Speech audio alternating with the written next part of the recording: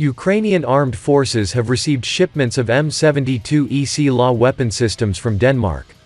Last batch of the 2,700 M72 EC LAW anti-tank weapons was delivered to Ukraine yesterday, and the Danish C-130 Hercules has returned to its base, the Danish Ministry of Defense said in a Twitter post. This is the first time in recent times that Denmark is donating weapons to a country at war, Danmarks Radio reports. The M72 LAW is a portable one-shot 66mm unguided anti-tank weapon. As noted by the Norwegian company Nammo, the M72 represents one of the most successful shoulder-fired systems ever developed.